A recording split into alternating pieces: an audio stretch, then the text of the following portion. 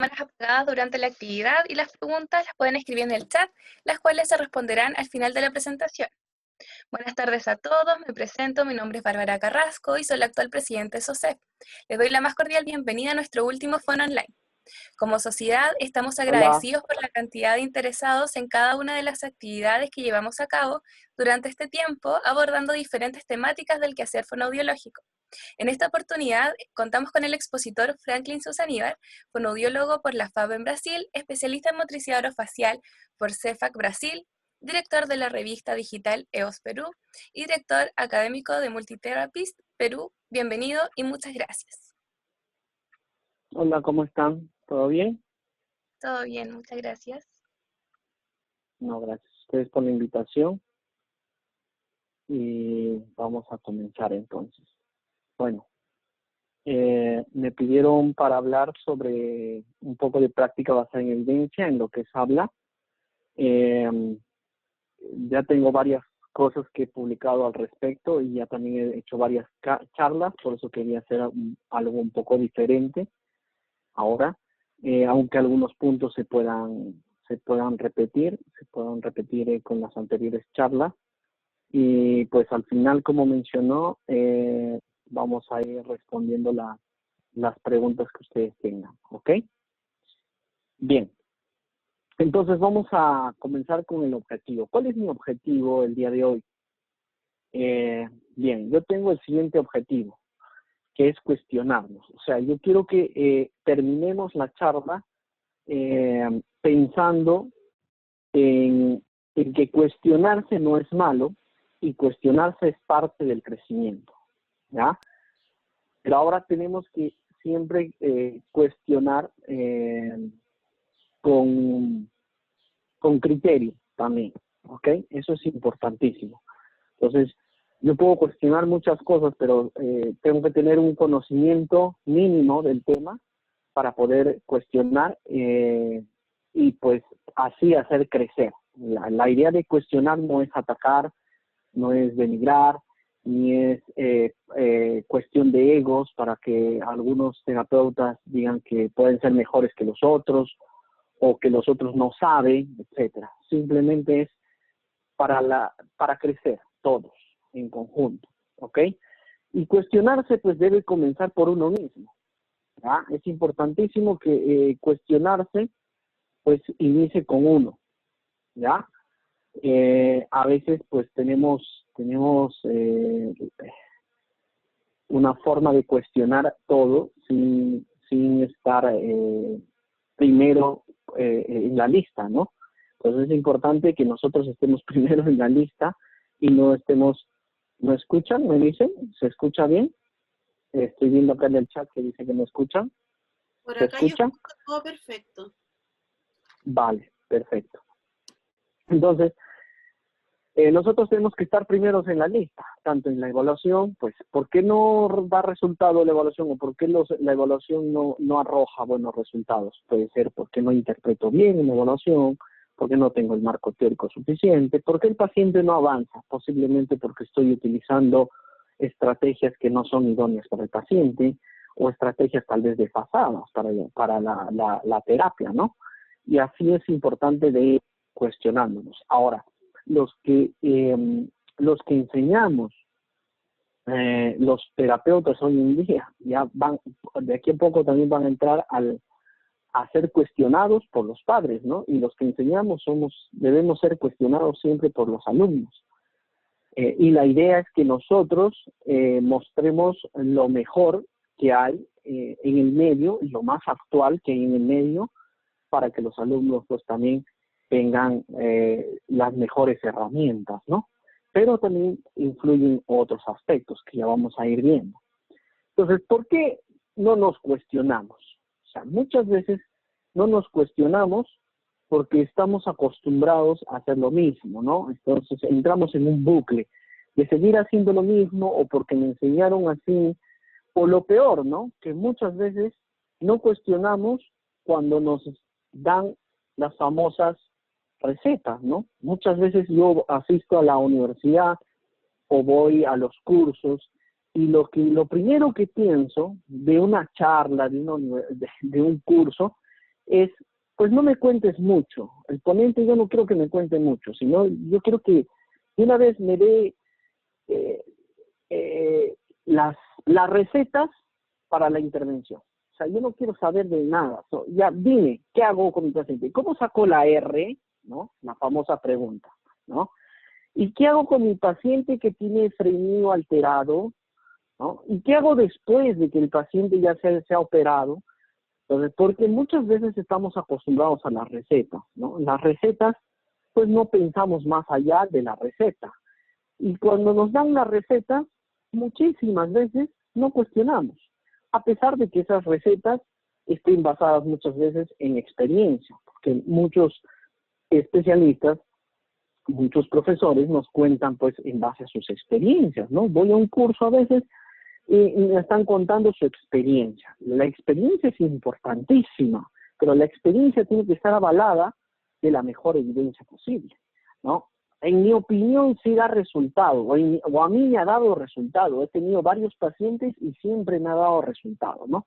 Entonces, esas son las experiencias, las opiniones, anécdotas, ¿no? O creer, pues, en el marco teórico desfasado, ¿no? El habla es un acto motor y como acto motor necesita fuerza, necesita tono, necesita trabajar movimientos lo más rápido posible, ejercitar esa musculatura, ¿no? La musculatura tiene que estar ejercitada, pues como si, o calentar la musculatura, ¿no? Antes se decía, incluso eso, ¿no? Hay que calentar la musculatura antes de comenzar una terapia de habla, y se hacían los famosos masajes calentando, ¿no? O sea, como si nos iríamos a una maratón de habla, ¿ok? Y muchas veces eso no lo cuestionamos, ¿no? Terminamos felices, una charla que te ha dado la receta, que te ha dicho cómo hacer, cuántas repeticiones, o sea, terminamos felices. Uy, eso sí es lo máximo, ¿no? Y no nos cuestionamos. Pero cuando alguien viene y te dice lo contrario, o sea, cuando lo cuestionamos, cuando alguien viene y te dice, oye, la terapia, la intervención no es fácil, ¿no? La intervención necesita, pues, que tú ganes un marco teórico, tengas un marco teórico. Y eso quiere decir que tienes que leer bastante.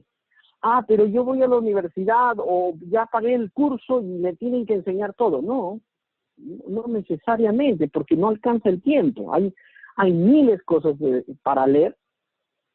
Y en un curso muchas veces no se va a abordar a profundidad esos 1000 aspectos que se puedan tener en cuenta para estar actualizado. Entonces requiere también de estar constantemente leyendo, ¿no?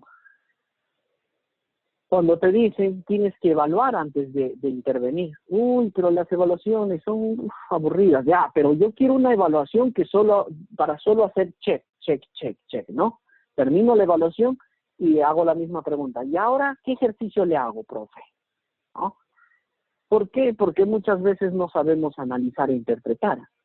Y es otro paso fundamental. Ustedes están viendo ya que acá hay 3 pasos antes de la intervención que por lo mínimo debemos tener. En el área que ustedes se especialicen o que ya sean especialistas, o que quieren especializarse futuramente, ¿no? Entonces, pasando estos pasos, recién vamos a poder hacer una buena intervención. Entonces, cuando vienen personas y te dicen, oye, mira, tus recetas no dan resultado, o se ha comprobado, pues, que el nuevo marco teórico es diferente al que teníamos en consideración, que, por ejemplo, no se necesitan músculos fuertes para masticar, ¿no? Que no se necesita evaluar las praxias, que no se necesita tratar con praxias, que la evaluación es muy puntual a la producción de sonidos, que la palpación no va a contribuir en nada a tu evaluación, que tienes que analizar e interpretar para llegar a saber cómo es el error fonológico, ¿no? Que tienes que comparar la repetición de sílabas, por ejemplo, con la producción de palabras para saber si es fonético o fonológico el error, y así planificar una mejor intervención. Cuando alguien viene y te dice eso, pues, porque todo esto implica que leer mucho, y leer principalmente en otros idiomas. principalmente en el inglés, ¿no? Necesitas flexibilidad porque te están desmontando todo lo que tú ya tenías. Porque hay muchas personas, por ejemplo, que me han dicho, Franklin, la semana pasada fue un curso, me enseñaron un montón de praxias y ahora me lo estás desmontando todo. Me estás diciendo que en vano gasté esa plata. Muchas veces sí, gastaste en vano. Porque no cuestionaste en ese momento de dónde ese ponente sacaba la información, cuál era la evidencia de lo que él le estaba enseñando, ¿no? Y esto implica salir de la zona de confort. Salir de la zona de confort es estar ahora sentado asistiendo a esta charla aburrida, ¿no? Cuando podrían estar haciendo otra cosa, ¿no? Tal vez hasta viendo Netflix, pero están acá queriendo aprender. Eso es ganas de salir de la zona de confort. Pero cuando alguien viene y te dice todo eso, lo primero que hacemos es cuestionar, ¿no? Cuando alguien te pone en las redes sociales que el soplo no sirve, lo primero que hacemos es preguntar, ¿y quién dice eso? ¿No?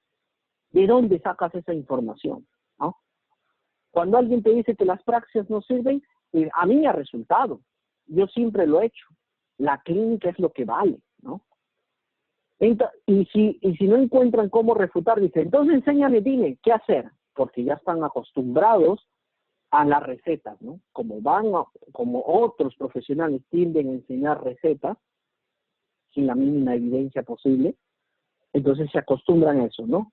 Cuando tú le dices que haya nuevas cosas, ellos se creen en la obligación que uno tiene que explicarles, ¿no? Como si la literatura no estuviese disponible para todos. Es sentarse y leer, ¿no? ¿No quieres leer? Asiste a un curso. Ay, pero los cursos son carísimos, Franklin. Y el 98% de los artículos están de libre acceso. Y ustedes, mejor que yo, deben manejar el SciHub. Y nos baja gratuitamente el 98% de los artículos. Es simplemente sentarse y leer. Autodidacta. ¿Ok? Entonces, eso es lo que siempre hacemos. Cuestionamos cuando nos sacan de la zona de confort. Cuestionamos cuando nos desmontan lo que siempre hacíamos. ¿Por qué? Porque no estamos acostumbrados a cuestionarnos. ¿Debemos cuestionar o qué debemos cuestionar? Todo. Todo debe ser cuestionado. Pero siempre comenzando por nosotros mismos. ¿Será que estoy haciendo bien? ¿Será que lo que estoy enseñando, yo siempre me cuestiono eso, ¿será lo que yo voy a enseñar es lo último? Porque tanto hablo de evidencia, ¿no? Imagínense que esté hablando una tontería, que lo que esté enseñando esté desfasado. O sea, me exijo mucho. ¿Por qué? Porque se supone que debo estar al día. ¿Por qué? Porque el que me está escuchando se merece todo el respeto posible. Porque el que me está escuchando o ha pagado para un curso, pues en fin, si pagó para el curso, pues se merece que yo le dé lo mejor. ¿Ok? Y yo no puedo estar usando diapositivas de hace 5 años atrás. ¿No?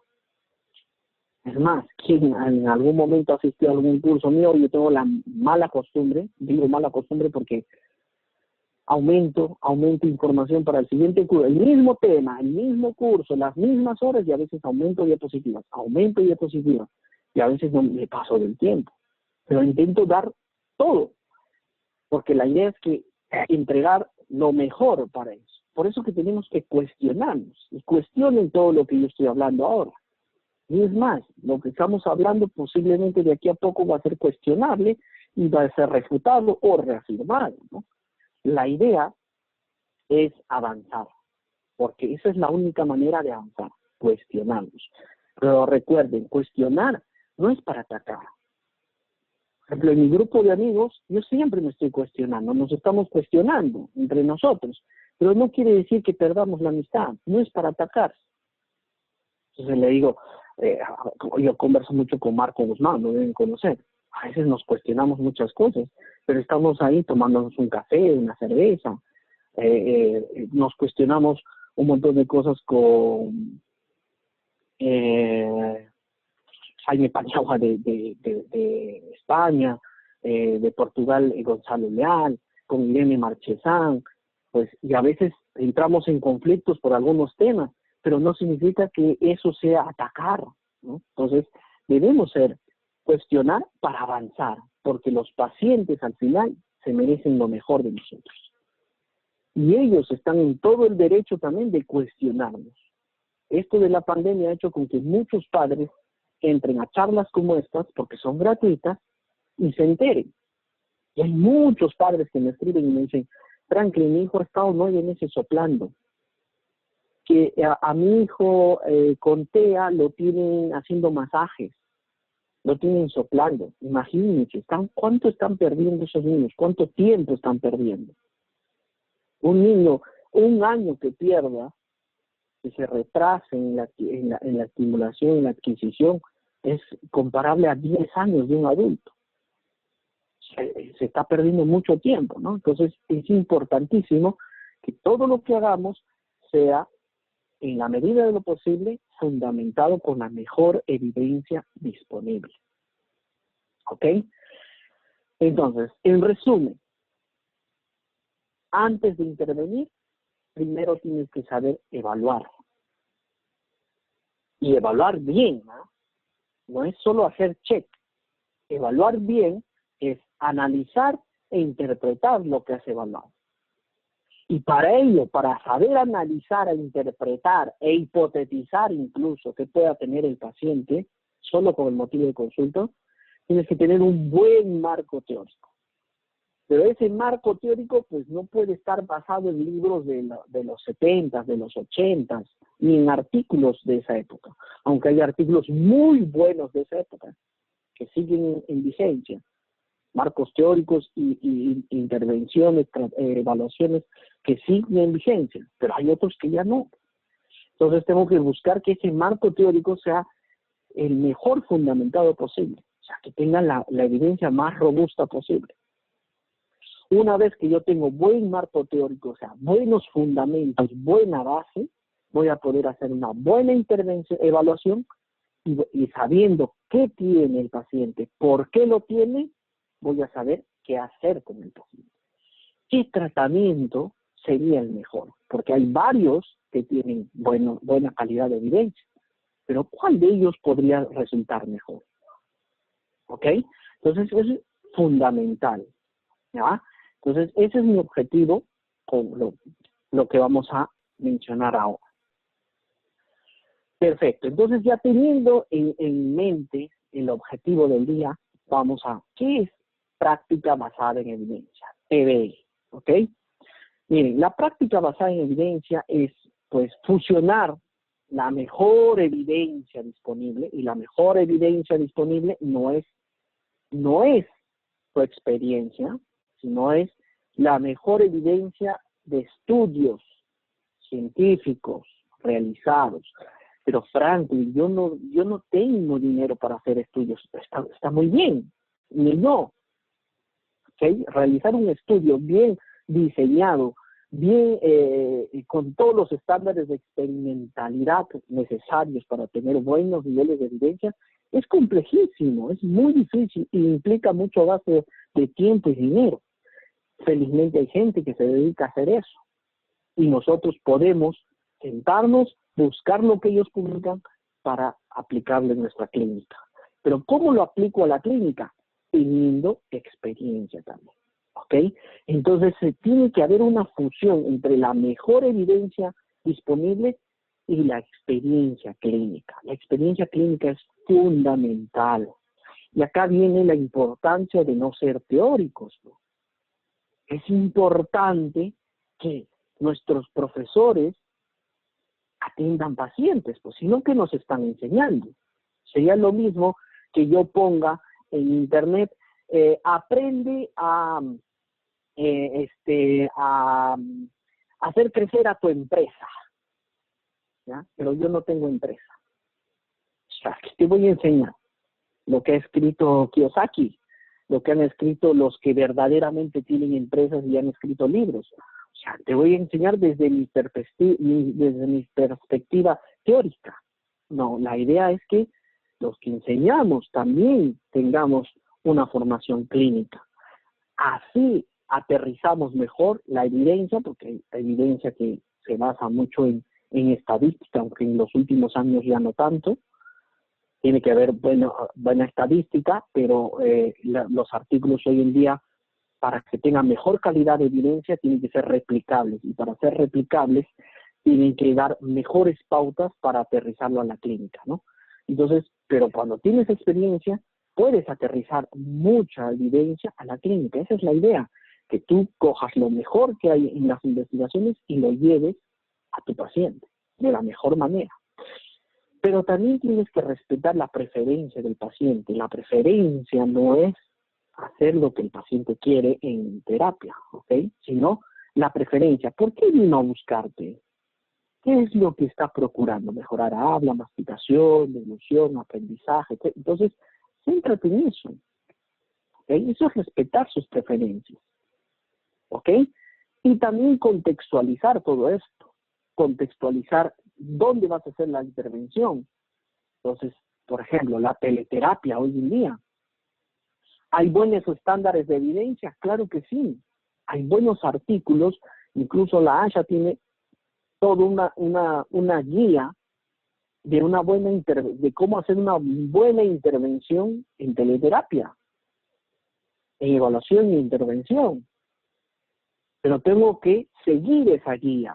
No es simplemente sentarme y a ver, vamos a jugar hoy día. No, tengo que tener objetivos, tengo que haber diseñado qué trabajar, por qué estoy haciendo este juego, por qué no estoy haciendo este juego, cuál es la mejor forma de intervenir, cuáles son los tiempos, porque ya hay gente que se ha dedicado a investigar eso. ¿Será que tener una hora de teleterapia es mejor que tener 20 minutos, 30 minutos? ¿No? Y ya hay evidencia sobre ello, ¿ok? Entonces, eso es importantísimo. ¿No? Incluso cuántas veces por semana la intervención, cuál es mejor, ¿ok? Entonces, eso es importante para que nuestros resultados sean eficientes, eficaces y efectivos. La práctica basada en evidencia nos ayuda a lograr la E al cubo. Y la E al cubo la vamos a conseguir reafirmando lo que muchas veces ya hacíamos o reformulando lo que hemos hecho. Y cuando hablamos de evidencia, no es que sea nueva. Hay muchas cosas que es antiguísima. Y yo no he venido para decir que lo más nuevo es lo mejor. No necesariamente. Simplemente hay que buscar lo mejor en todas las épocas. Y hay programas terapéuticos que todavía siguen en boga, que todavía tienen buenos niveles de resultados con estudios experimentales. El modelo de ciclos, el Core Vocabulary, el Metafon, los pares mínimos, oposiciones máximas. O sea, son modelos antiguísimos y siguen en boga y tienen buenos resultados. Mejor resultado que las praxis. Mucho mejor resultado. Entonces, la práctica basada en evidencia no es simplemente lo nuevo. Simplemente voy a reafirmar o reformular lo que yo estoy haciendo según lo que yo procure de mejor o lo mejor que hay en la literatura para mi área. Y eso me va a permitir que mi terapia sea eficiente. Y la eficiencia es la capacidad para lograr un fin empleando los mejores medios posibles. ¿Okay? Y a veces estamos buscando 1.000 objetos para tratar al paciente, ¿no? Aparatitos, si tengo más aparatos, más no sé qué en la cara, va a ser mejor la terapia. No. Tú tienes que buscar lo mejor nada más. Y a veces lo mejor puede ser un bajalengua. Y ya es lo mejor. Simplemente lo mejor está en la técnica, no tanto en el aparato. Pero tienes que buscar lo mejor. Tiene que ser eficaz. Es la capacidad de lograr el efecto que se desea o se espera. Es decir, lograr al final que el niño articule los sonidos y los generalice a su casa. Pero Franklin, las praxias fueron eficaces. Pues vamos a ver qué tan eficaces fueron. ¿Okay? Porque al final todos los pacientes se iban de alta, ¿no? Y eso es algo que siempre se discute. Todos los pacientes se iban de alta como sin praxis, ¿no? Y también tiene que ser efectiva, y es cuantificar el logro y la meta. ¿Ok? Cuantificar. Y muchas veces no cuantificamos. Por ejemplo, muchas veces se dice, o se decía, ¿no? Y yo creo que ya cada vez menos. El niño no habla porque tiene poca fuerza. ¿Ya? Y has cuantificado la fuerza. Para comenzar, ¿cuál es la fuerza normal? ¿Cómo la cuantificas? Perfecto. Después de tus ejercicios, ¿has cuantificado esa fuerza? Ah, no, es que no. El tono, entonces. Ya, y el tono, igual. ¿Cómo cuantificas el tono? Ah, es que yo hago praxias porque le da amplitud de movimientos, porque tenía poca amplitud. ¿Y cuál es la amplitud normal? ¿Has medido? ¿Cómo la has medido? ¿Cómo sabes que mejoró la amplitud después? Ah, no, yo sé que mejoró la amplitud porque articula mejor. Y fue entonces, pero ¿has medido la amplitud? ¿Fue eso la causa? Yo sé que mejora porque porque la función mejora, el tono ha mejorado. ¿Y has medido el tono antes? ¿Has medido el tono después? ¿Y has corroborado que eso llevó a una mejor función? Etcétera. ¿Ok? Entonces, eso es importantísimo. Y muchas veces no hacemos eso. Simplemente nos quedamos con la famosa eficaz, que en algún momento el paciente se va de alta. Pero no todos los pacientes, ¿no? Los pacientes más severos no se van de alta. Y no evidencia mejorías. Y estamos meses y meses, años y años, soplando, masajeando, ¿no? Haciendo ejercicios de fuerza. ¿Cuándo se va a ir de alta? ¿Ok? Entonces, eso es importantísimo de ir considerando. Ahora, ¿qué aspectos considera la práctica basada en evidencia? Dentro de esa definición que les mencioné, ya estaban implícitos los aspectos que ahora los vamos a desmembrar, ¿ok? Primero, les dije que la experiencia es fundamental, ¿ya? La experiencia es fundamental. Mientras más años tienes de clínica, mucho más fácil va a ser aplicar lo nuevo que hay de evidencia a la clínica. Pero si no tienes experiencia, es complejo. Ahora, no confundamos, pues como les digo, la experiencia es conocimiento adquirido a través de los años, facilita aterrizar la evidencia en la clínica y a partir de ella podemos generar nuevas ideas incluso para dar origen a nueva evidencia. Muchos clínicos se preguntan, oye, ¿y si hago esta terapia o si le indico esto al paciente, ¿será que va a mejorar? Entonces plantean estudios. Muchas de las terapias que conocemos hoy y que tienen buenos niveles de evidencia surgieron en la clínica. Surgieron de manera no experimental, pero después se procuró experimentar con ellas para demostrar si valían o no valían. ¿Ok? Por eso les digo que es importante que ustedes cuestionen lo que escuchan. Cuestionen lo que les enseñan. ¿Para qué sirve eso? ¿Por qué sirve? ¿Y eso se va a generar a la función? ¿Eso va a mejorar la función necesariamente? ¿Ok? Ahora, la experiencia no es lo siguiente. No es asumir que lo sabemos todo, porque nadie lo sabe todo. ¿Ok? Hay miles de cosas que me gustaría saber. Y cada día que intento estudiar más, me doy cuenta que no sé tanto como quisiera. Pero tengo que seguir, ¿no? Tengo que seguir. Ahora, los años de experiencia no te hacen mejor ni peor. Pues, si sigues con el mismo paradigma, tal vez no seas tan bueno como alguien que tiene pocos años de experiencia, pero está haciendo una intervención muy focalizada con la evidencia empírica que hay. ¿Ok? Las experiencias personales, pero a mí me dio resultado todos estos años, o a mí me ha dado resultado con un niño, una vez llegó y le hice masticar y a la semana siguiente articuló. O sea, es una experiencia personal. ¿Será que no habían otros factores ahí a tomar en cuenta? ¿No? Y la opinión omnisapiente, ¿no? Yo tengo 30, 40 años, ya he publicado muchos libros, ¿no? Entonces, eso no te da pie a decir que tu opinión es omnisapiente, te puedes equivocar como cualquier uno, ¿ok? Entonces, la experiencia es importantísima dentro de la práctica basada en evidencia. Pero esa experiencia tiene que ir acompañada, como dice en la definición, de la mejor evidencia disponible. ¿Ok? Y la evidencia disponible nos ayuda a actualizar nuestro marco teórico, por ejemplo. Nos ayuda a confirmar o refutar lo que nosotros estamos enseñando, en mi caso, lo que nosotros estamos evaluando, cuando yo evalúo, o cómo intervenimos también. ¿Ok? Apoya los años de experiencia, muchas veces sí, y a veces que nos derrumba algunos mitos, y tenemos que seguir para adelante, porque todos hemos hecho praxias. Yo vengo de la época de que las praxias y que motricidad orofacial era la panacea para todo, ¿no? Motricidad orofacial tiene muchas áreas muy buenas y con buenos niveles de evidencia, pero no es para todo, no se usa en todo. Y los ejercicios isotónicos, isométricos y mucho menos isosimétricos que no se pueden hacer a nivel orofacial. O sea, eso no existe a nivel orofacial. ¿Ok? Pero por experiencia, en algún momento asumimos que sí se podrían hacer algunos ejercicios, como el isosimétrico, por ejemplo.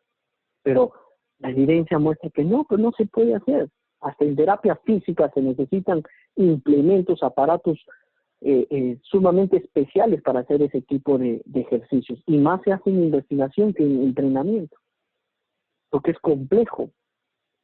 ¿Ok? Entonces, la evidencia nos permite refutar o reafirmar lo que estábamos haciendo. Y hay mucha gente que ya desde hace muchos años, y cada vez que dicto algún curso o alguna charla sobre práctica basada en evidencia, me dice, Franklin, yo ya no hacía prácticas hace muchos años. Nunca me cuajó, nunca me cuadró eso. Y me basaba en otros tratamientos. Y mira, la evidencia llega a reafirmar lo que ellos estaban haciendo. A decirle, oye, estabas en lo cierto. Pero hay gente, como a mí, pues que te da una cachetada a la evidencia, ¿no? Y te dice, oye, ¿qué andas haciendo? Por el amor de Dios. ¿Qué le haces masajeando al paciente? ¿Qué le haces soplando al paciente? ¿Para qué le pides juegos de soplo a tus alumnos? ¿Por qué intentas estirar el frenillo con masajes? O sea, y eso no me ha pasado, porque yo enseñaba todo eso, yo creía todo eso, ¿ok? Y hacía con mis pacientes también eso. Pero hoy en día no voy a seguir haciendo eso, ¿no? Entonces, la práctica basada en evidencia también me ayuda a tomar la mejor decisión en favor, en mi caso, del alumno, en favor de mi paciente. ¿Ok? Pero la práctica basada en evidencia no es solo basarse en evidencia, solo basarse en estadística. No es eso tampoco. ¿Ok? No se deja de lado la experiencia, ¿eh? Entonces, porque a veces hay personas que dicen, pero tanto se habla de evidencia, y la experiencia, ¿dónde queda? La experiencia está inmersa en la práctica basada en evidencia, ¿ok? No toda investigación o no toda publicación es buena, ¿eh? También tenemos que ver eso. No toda publicación es buena. Y tanto que ya se han hecho estudios para las revisiones sistemáticas. ¿Para qué se hace una revisión sistemática? Justamente para comprobar el nivel de evidencia de esa publicación. Para eso son las revisiones sistemáticas. Por eso que las revisiones sistemáticas o los estudios randomizados o aleatorios están en los mejores niveles, porque buscan todos los errores posibles para decir, este estudio tiene buena calidad y este estudio no, pues no sirve. Porque a veces se publican estudios, sí, mejoró, 100 pacientes que mejoraron con la terapia, y tú revisas el estudio, no hay grupo control, no hay medidas cuantitativas. Las medidas a veces son opiniones de los expertos o opinión del paciente nada más. No midieron antes y después. No dicen qué protocolo utilizaron para medir antes y después. No midieron con instrumentos cualitativamente, sino midieron palpando, midieron mirando. O sea, eso es refutable, ¿ok? Los libros, pues los libros al igual que los artículos, ¿no? No siempre tienen la última evidencia. Claro que no, pues. Pero hay que buscar libros, hay que buscar artículos con la mejor evidencia. Pues, hoy en día no podemos basarnos en un libro donde el autor se sienta y escribe por su experiencia y se autocita nada más, ¿no? Entonces es totalmente refutable. Y encima se autocita ni siquiera de sus estudios, sino se autocita de otras escrituras que ha hecho. Entonces es completamente refutable, ¿ok? ¿Dónde podemos buscar evidencia? Pues a mí en particular me gusta el Google escolar, académico, este penúltimo que está acá. Hoy en día cada vez existen más revistas que procuran publicar sus artículos de libre acceso, gratis. Y aquellos que no son de libre acceso, yo uso el SciHub, el Cuervo, lo deben conocer, ¿cierto? Colocas el DOIT, que imagino que ustedes están al día con eso del DOIT, o colocan el propio link o el nombre del artículo y les abre gratuitamente muchos artículos, ¿ok? Y es simplemente leerlos. Como les decía, ¿qué es un estudio con buena evidencia? Pues de moderado hacia arriba. ¿Cuáles son los limitados?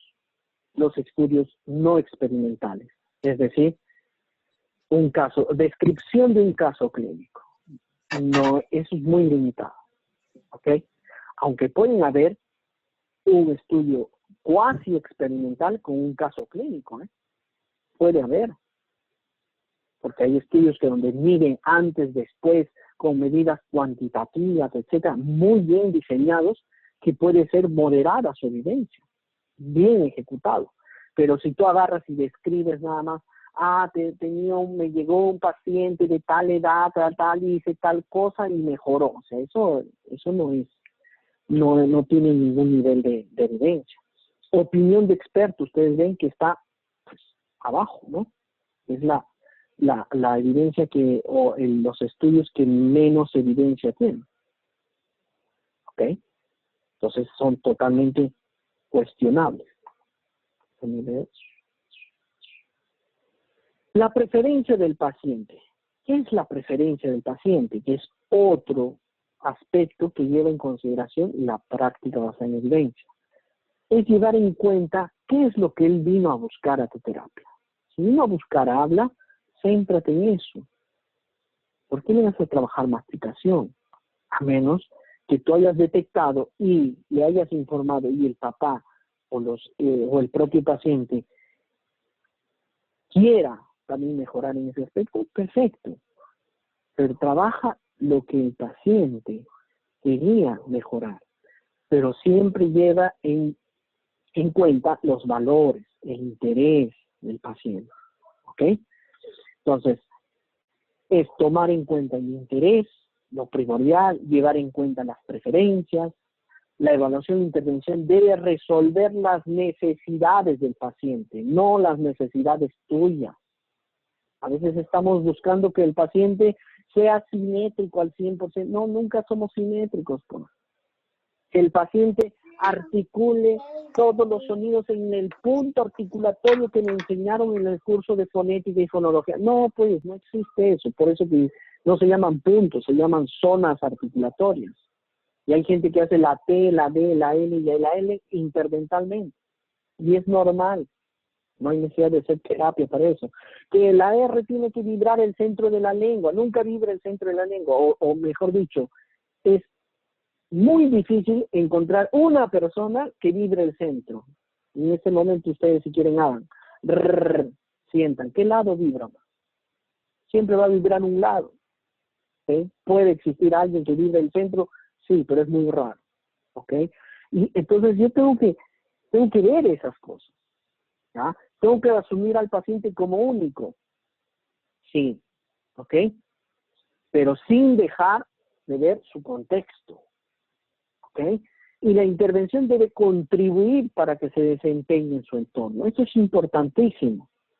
Las terapias no pueden ser concentradas o la mejoría no puede ser solo observada en la sesión terapéutica. La idea es que se generalice al aprendizaje y al entorno. ¿Ok? Entonces, no es dejar que el paciente elija cómo debe ser tratado. Es decir, tú no puedes dejar que el paciente diga, yo quiero que me hagas masajes para mejorar el habla. No, no, no, no. Eso no va a ayudar a mejorar el habla. Pero yo quiero, pues vaya a buscar a un terapeuta que le haga masajes, porque eso no contribuye. Yo estaría yendo contra mi ética al hacer eso. ¿Ok? Que sea contextualizado todo, tanto la evaluación, la intervención y, es más, la intervención tiene que focalizar que sea contextualizado. ¿Ok? Entonces tengo que buscar que adecuar los tiempos de intervención, por ejemplo, lo que hablábamos ahora de la terapia, teleterapia, ¿no?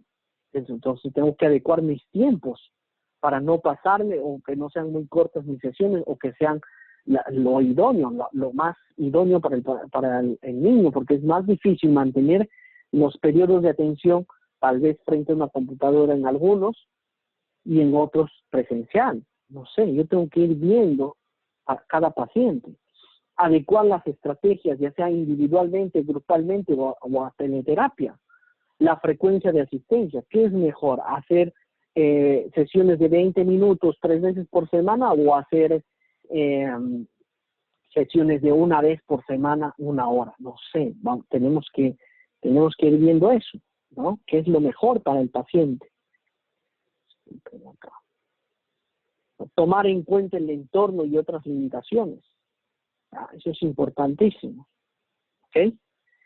Y algo fundamental, la intervención tiene que generalizarse al entorno. O sea, todo lo que yo haga tiene que procurar el aprendizaje en casa, que sea utilizable, relevante para el paciente. ¿Ok? Entonces, ¿qué es más relevante para un paciente después de una lesión neurológica? Que esté diciendo patacá, patacá, patacá, o que diga, no. ¿Qué es más relevante? Entonces, si baño, así lo diga, baño es más relevante, ¿qué hacemos trabajando patacá, patacá, patacá? ¿Qué hacemos trabajando sílabas aisladas en un paciente neurológico? ¿Ok? Entonces, porque no le va a servir de nada hacer, señora, ya hace patacama lo más rápido, mire, ya ahora hacemos 20 patacás en 5 segundos. ¿Sí? ¿Para qué le sirve eso? La esposa o la mamá quiere que su hijo diga, baño, me duele, comer, vamos, quiero, toma, agua. Eso es lo que quiere, ¿no? Entonces tiene que ser contextualizado por eso. ¿Ok? Perfecto. Entonces, la práctica basada en evidencia lleva en cuenta la experiencia, la evidencia, la preferencia del paciente y el contexto. Pero para llegar a hacer buena práctica basada en evidencia, tenemos que ser flexibles, ¿ya? Recuerden, la flexibilidad tiene que ver también con funciones ejecutivas, ¿eh? Entonces, si tú no eres flexible, pues posiblemente alguna función ejecutiva no se va a desarrollar tan bien. Entonces, tenemos que procurar siempre ser flexibles, ¿ok? Ética. La ética. Si tú ya sabes que eso no contribuye, no lo sigas haciendo. Eso es ético, ¿ok?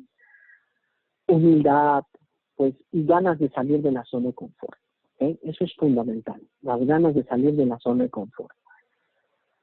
Y eso va a hacer con que tú te cuestiones, con que cuestiones alturadamente a los otros terapeutas, a los otros colegas, a los profesores, etc. ¿Ok? Entonces, teniendo ya en claro el objetivo, teniendo en claro qué es la práctica basada en evidencia, y una última cosa importante de hablar de evidencia, la práctica basada en evidencia no es moda. Entonces, no es un modismo, como a veces surge pues en la fonoaudiología o en cualquier área, ¿no? La moda de estudiar la praxia del habla, por ejemplo, está de moda, ¿no? La praxia del habla en Hispanoamérica, ¿no? Y toda esa praxia del habla, y todo, ¿no? Es una moda, pues que ya en su momento va a pasar, ¿no?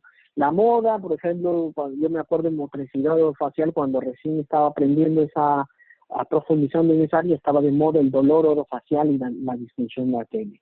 Y ahora está de moda los problemas de sueño, ¿no? Y así, son modas, ¿no? Son modas que aparecen y pues permanecen, en realidad van a permanecer y se abre un área gracias a esa moda también, porque se publica mucho sobre ellos, se investiga más sobre ellos. Pero la práctica basada en evidencia no es una moda, y no es que va a pasar, sino ella ha venido a quedarse y a exigir que nosotros estemos en esa línea. Y si otros terapeutas no te lo exigen, o quién sabe, de aquí a poco los centros terapéuticos hasta para contratar, exijan, ¿no?, que sus profesionales hagan terapias basadas en evidencia. ¿Ok? Entonces, los padres en algún momento van a exigir esto. Y ellos están en todo el derecho de exigirlo. En todo el derecho de preguntarte, oye, ¿lo que estás haciendo realmente funciona? ¿Tienes algún artículo, algún paper que compruebe ello? Que lo que estás haciendo va a ayudar realmente, o te van a decir, quiero leer al respecto. ¿Ok? Entonces, la intervención central en la familia cada vez está ganando más terreno, porque la familia tiene que involucrarse, y hay bastante evidencia en TEA, en afasia, en TSH, en fisuras, desde hace muchos años, que involucrar a la familia da mejores resultados. Entonces, y los familiares tienen que enterarse de lo que estás haciendo, y que lo que estás haciendo pues tiene evidencia, da resultados, ¿no? ¿Ok? Entonces, primero, tenemos que pensar, ¿qué es el habla? A ver, esto es algo importantísimo. Tenemos que comenzar cambiando un poco nuestro concepto, ¿no? No sé qué concepto ustedes les habrán enseñado, pero, por ejemplo, a mí me enseñaron, ¿no? Yo estudié en Brasil, y a mí me enseñaron que el habla era un acto motor, ¿no? Y pues cuando tú tienes ese marco teórico del acto motor, cada vez que ves un error de habla, piensas en actos motores, automáticamente, ¿no? Piensas en actos motores. ¿Y qué acto motor está alterado? ¿No? Y es por eso que muchas veces, cuando evaluamos a un niño, vemos un niño que articula mal, estamos pensando en punto articulatorio. ¿Qué punto articulatorio no hace bien? Y muchos de los errores no están en el punto, están en el modo, la mayoría. Y por si fuera poco, hay más errores en sonoridad que en el punto articulatorio. Entonces, muchos de los errores no se ven en actos motores, sino se escuchan a través de la percepción auditiva del evaluador. ¿Ok?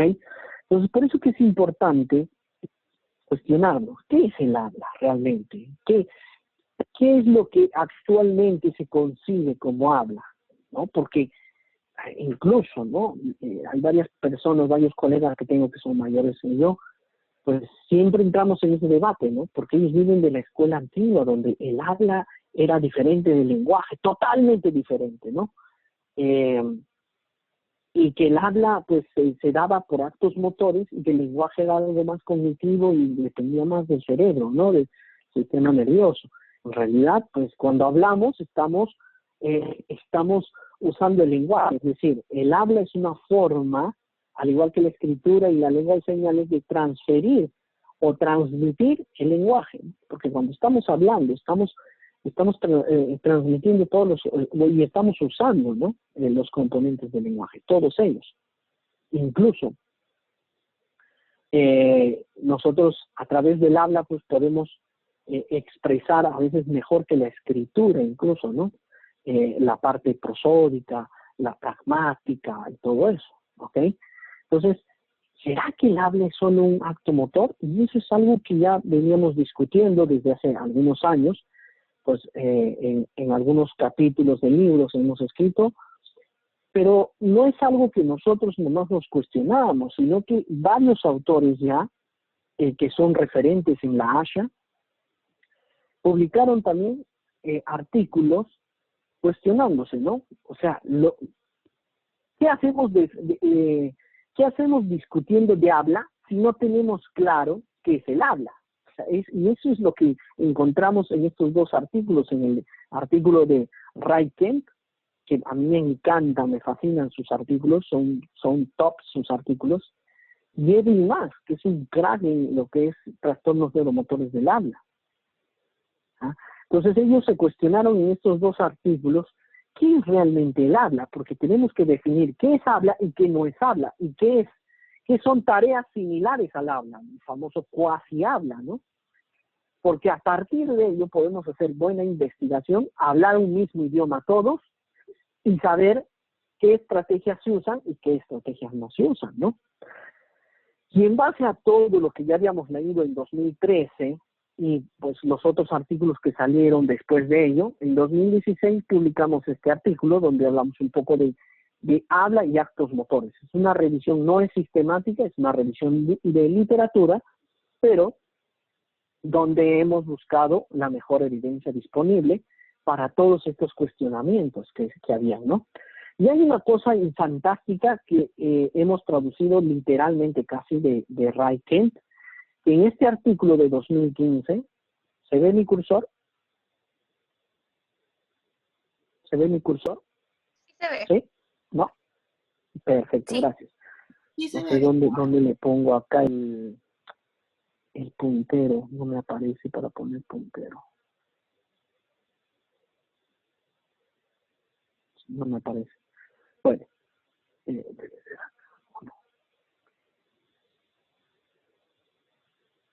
No sé por qué no me aparece.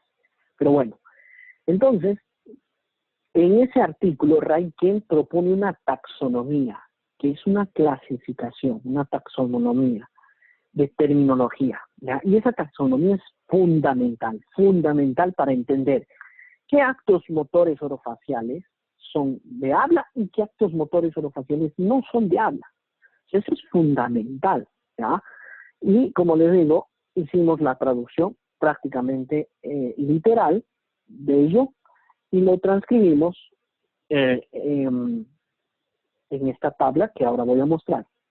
Pero miren, ¿qué es lo que rescatamos de todos esos autores y de otros anteriores, incluso de Saussure? El habla es mucho más que un acto motor, ¿verdad? Que no podemos, si nosotros, ¿qué decir? Si nosotros denigrar, no sé si la palabra sería denigrar, si disminuimos el habla a un acto motor, estaríamos haciendo este acto altamente complejo, estaríamos queriendo decir que es algo mucho más simple de lo que realmente es, y por eso que no lo comprendemos bien. Entonces, hoy en día, decir que el habla es un acto motor, pues ya no es una teoría pues de los años 40 incluso, ¿no? Donde se comparaba el habla con la masticación, se creía que pues el habla necesitaba de músculos fuertes y toda esa teoría que surge en esa época en pacientes principalmente neurológicos. Hoy en día se entiende al habla como un acto neurolingüístico complejísimo, ¿ya? Un acto fisiológico donde todos los componentes lingüísticos van a favorecer o van a ayudar a crear toda una secuencia de gestos articulatorios para producir los diferentes rasgos que tienen los sonidos del habla, en este caso del español. Y es un acto altamente sensorial también, es un acto neurosensorial complejísimo, porque no tan solo hay la retroalimentación auditiva, sino la retroalimentación somatosensorial. Y esa retroalimentación somatosensorial es implícita. O sea, nosotros no necesariamente estamos pensando dónde ponemos la lengua para aprender, pero en cierto grado, a través del error y acierto, vamos modificando nuestros puntos articulatorios para lograr el acierto. No sé a cuántos de ustedes les debe haber pasado la primera vez que escucharon el término sistema estomatognático, ¿no? No sé a cuántos de ustedes se les complicó hablar eso, articular esa palabra. ¿Y cuántas veces la han repetido? Y algunas personas la han repetido muchas, o tal vez tengan problemas hasta ahora de hablar esa palabra. O muchas han repetido esa palabra de manera más lenta y más concentrados para articularla bien. Y eso es lo que hacemos, para que haya una retroalimentación auditiva y somatosensorial. Nosotros buscamos los mejores puntos articulatorios y que se correlaten con lo que estamos articulando. Y si estamos articulando mal, inmediatamente podemos modificar incluso nuestros articuladores, nuestros gestos articulatorios para acertar, para articular lo mejor posible o tal como nos lo solicita el otro individuo, ¿ok? ¿Y existe actos neuromusculares? Sí, existen actos neuromusculares, complejísimos también. Tan solo para producir una sílaba pa, por ejemplo, existen más de 60 músculos involucrados. Pa. Tan solo para producir el sonido l, necesitamos coordinar la presión subglótica, la vibración de pliegues vocales, el cierre del mecanismo velofaríngeo, la abertura de mandíbula de acuerdo a la vocal que venga, los labios se posicionan ya de acuerdo a la vocal que va a venir. Si yo digo, voy a decir le, se ponen así. Si yo voy a decir lo, ya se ponen como una o. Y la lengua se eleva de una manera donde a una región, a una zona determinada, y va a dejar salir el aire por las laterales. Por eso que la L es lateral, el modo.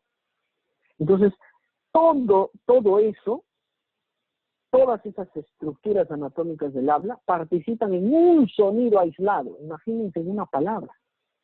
Siendo que producimos 6 sílabas a más. Hay personas que pueden producir en español más de 6 sílabas, entre 7 y 8, por segundo. Por segundo. Entonces, si yo digo casa, lo dije en menos de un segundo. Porque tiene 2 sílabas nada más. Entonces, puedo producir muchos sonidos en pocos segundos. ¿Ok? Entonces, ¿cuántos músculos, cuánta lingüística está implicada en una palabra? Es complejísimo. Y a todo ello súmale las reglas de tu idioma. Porque cada idioma tiene reglas, es decir, la gramática, los códigos y reglas de tu lengua, la gramática de tu lengua. Por ejemplo, el español no permite, no existe una coda, por ejemplo, la ñ al final de la sílaba. Ain no existe. No existe la sílaba bla, la D y la L juntas. No existe, pero sí existe pla. Y eso es la gramática. Y de acuerdo a la gramática, yo también modifico mis gestos. Porque es, por ejemplo, diferente que yo diga, vamos a hacerlo más fácil, que yo diga lana, a que yo diga ancla. Es diferente que yo diga nube, la N, nube, a que yo diga cancha. La N ya no se articula igual, se articula diferente, y a eso se le llama alófono. Y el alófono aparece por las reglas gramaticales de la lengua y por la velocidad del habla. Porque esa lengua no alcanza a llegar a la región alveolar nuevamente, sino ya se hace la N en la región palatal, porque después de la N viene la K. Entonces, viene la Ch, cancha. Entonces, como la Ch es palatal, esa N se hace en esa región. O sea, es complejísimo. Miren cuán complejo es hacer una palabra, hacer un sonido. Reducir toda esa complejidad lingüística, neuromuscular, neurosensorial a apraxias, a un acto motor, o sea, es ilógico. Y aparte, la actividad psíquica que hay implícita, porque cuando tú estás alegre hablas de una manera, cuando tú estás triste hablas de otra manera, ¿no? Depende de tus experiencias socioculturales, porque hay regionalismos, ¿ya? Por ejemplo, la S se produce diferente en Madrid y se produce diferente acá. Entonces, las personas que han asistido a esa serie, ¿cómo se llama?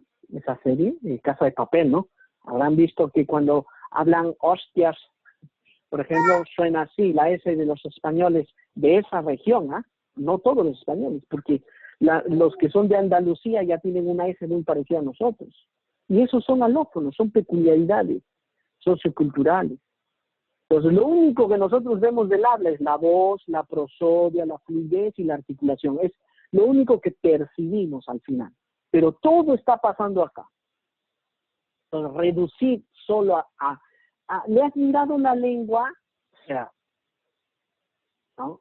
Es reducir, es nosotros mismos denigrar nuestra profesión.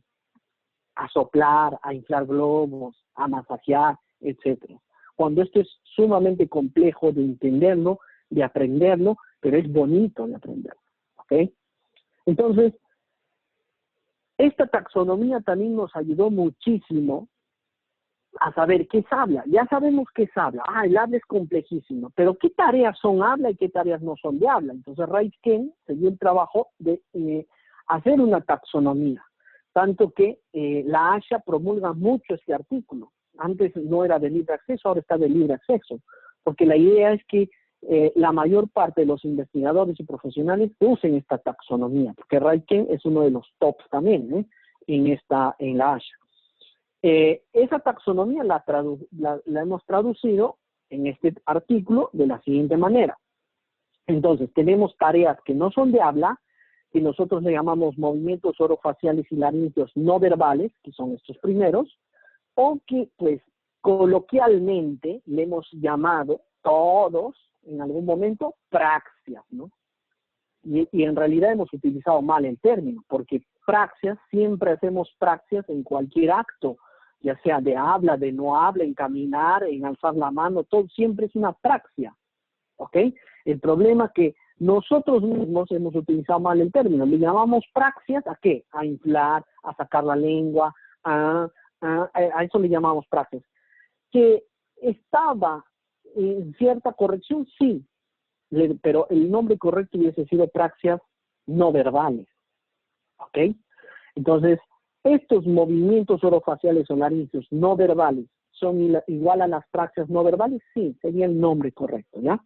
Praxias no verbales o movimientos orofaciales no laríngeos, ¿ok?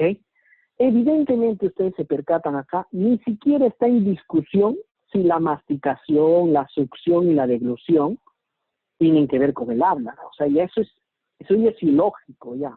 Querer decir que masticar va a ayudar a hablar o es prerequisito para el habla, o sea, ya eso es ilógico, ¿ok? Eso ya ni se discute en la literatura inglesa, ¿ok? Zumbidos, ¿llegan a hacer habla? No, no llegan a hacer habla porque es un sonido como por ejemplo, no llega a ser habla. Cuasi habla, ¿qué es cuasi habla? La producción de vocales, sonidos aislados, sílabas, las dialococinesias o tareas motoras verbales, patacá, patacá, patacá, ¿no? Etcétera. Otra cosa son la repetición de palabras o no palabras, que es otra cosa, ¿ya? Pero que tampoco llega a ser habla, y habla llegaría a ser, pues, si una palabra entera es una sílaba como sol, pues es habla, ¿ok?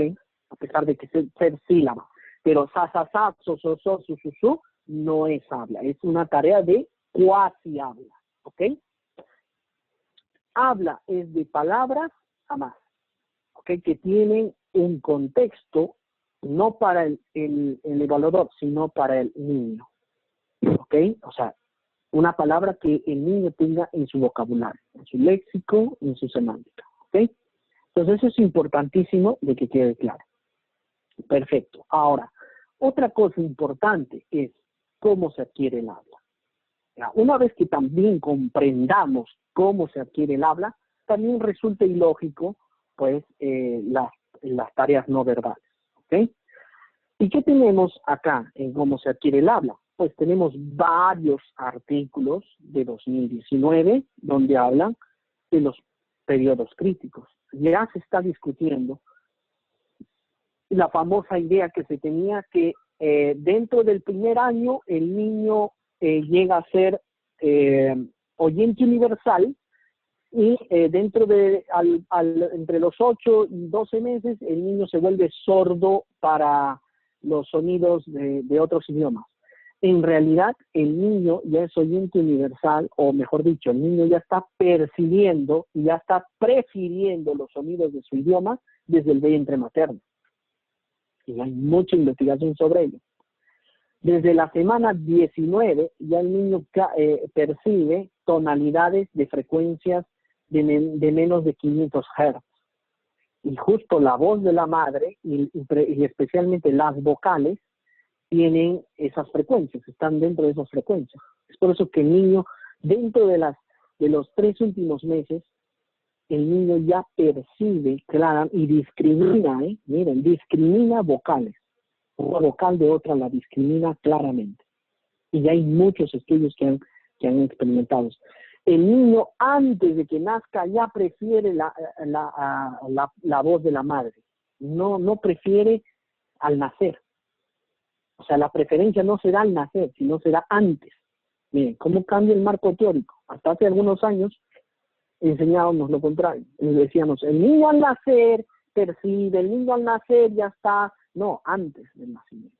Y hay, no tan solo ese artículo, hay otros artículos también, de 2012, hay otros artículos actuales, de 2020, donde también hay una parte de maduración neuromotora para los sonidos, sí, pero de los sonidos, específicamente de los sonidos, porque el niño va madurando, también la masticación va madurando, también el habla, pero los movimientos son diferentes. Cada uno va madurando para la tarea en específico.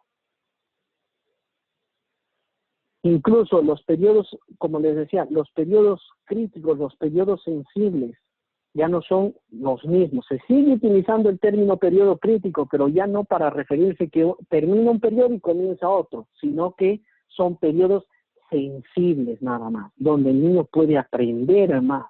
Y ya no es el primer año, sino es menos del primer año. Son entre los 6 y 8 meses, los primeros meses son importantísimos para el desarrollo del lenguaje y del habla en el niño. Y esto ya se habla desde 2015. Entonces, toda esta es la evidencia que yo debería leer, y hay muchísimo más, para entender cómo se adquiere el habla. Y no estar pensando, el soplo estimula el habla. O sea, por el amor de Dios. O sea, eso es ilógico ya. Pero me lo han contado, sí, te lo han contado. ¿Saben de dónde surge el soplo? El soplo surge a finales de 1800. Hay algunos autores como Scripture que hacen varias técnicas de soplo y que publica varios libros hasta 1929, creo que es su último libro de trastornos del habla. Y él en su último libro más ejercicios de soplo le pone todavía. Y de ahí viene a Van Riper en el año 39 también. En su primer libro, Van Riper publica varios ejercicios de soplo, y especialmente para los fisurados, porque él, dentro de un acápite de su libro de 1939, aborda las fisuras labiopalatinas. Y él abordaba mucho el soplo, porque en esa época se creía que el soplo. Pero después vinieron varios autores en la década de los 60, de los 70, que refutaron totalmente eso, ¿no? Pero aún sí se cree. Entonces tenemos que leer qué es lo que hay sobre adquisición del habla hoy en día. ¿El lenguaje es importantísimo para adquirir el habla? Claro que sí. Entonces, ¿cómo vas a decir que el soplo estimula el lenguaje? O sea, ni siquiera estimula el habla y va a estimular el lenguaje. O sea, ilógico, ¿no? Miren, en resumen, esto es algo que ya he mostrado en otros cursos, y es algo que va a ser publicado y que lo he elaborado en base a lo que ya habíamos publicado anteriormente en 2016 en el libro de Trastornos del Habla. No sé si alguno de ustedes lo tiene. Es un modelo psicolingüístico que habíamos publicado en esa época, y ahora es un modelo psicolingüístico sensorio-motor, porque ya hay mucha investigación que me refiere que el niño no tan solo aprende escuchando, sino también aprende mirando. ¿Ok? Entonces, la parte visual está implícita muchísimo también en el aprendizaje del lenguaje y el habla.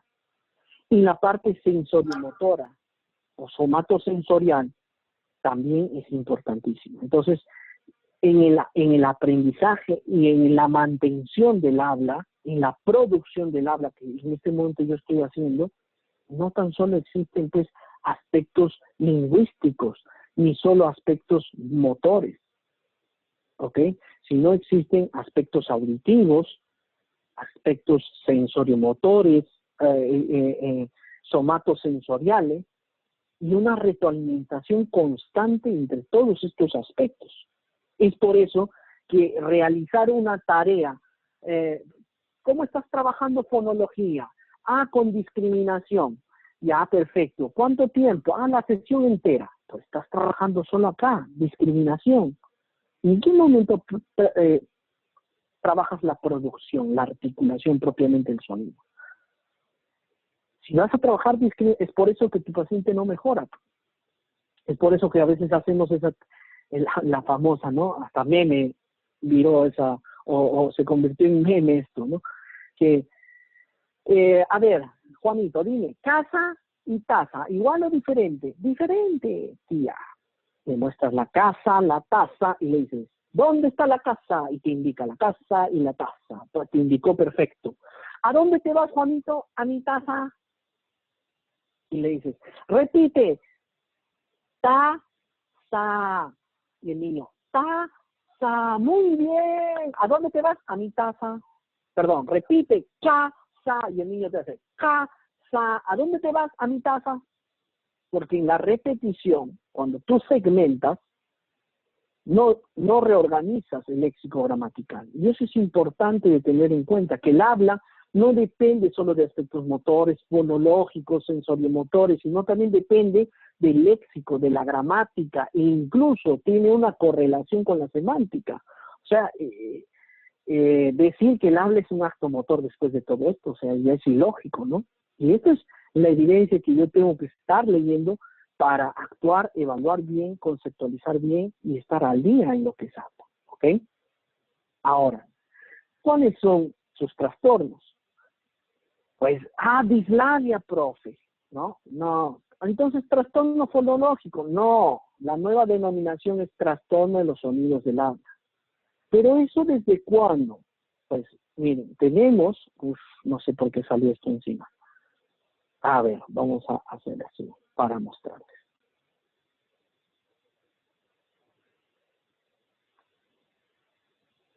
Mira, miren, voy a hacer lo siguiente, ¿ya? Rapidito. Voy a hacer esto, voy a poner una animación rapidito.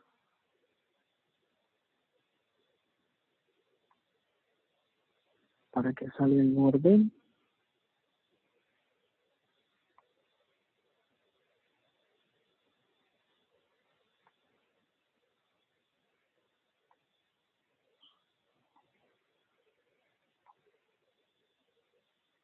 Y la última.